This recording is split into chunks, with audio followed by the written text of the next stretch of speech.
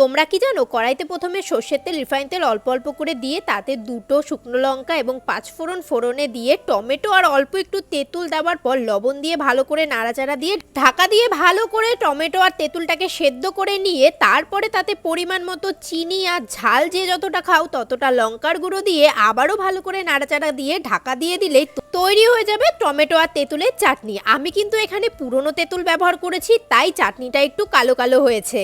By the way, টমেটোগুলো কিন্তু ভালো করে মজিয়ে নেবে, তাহলে চাটনিটা খেতে আরো বেশি টেস্টি লাগবে। কালো জাম মাখার ভিডিওটা একজন কমেন্ট করেছে, দিদি জাম মাখা দেখে জিভে জল চলে আসলো। আর দেখো চাটনি হয়ে যাওয়ার পর আমি কিন্তু নামানোর আগে ভাজা মশলার গুঁড়ো অ্যাড করেছিলাম যাতে চাটনির টেস্টটা আরো বেড়ে যায়।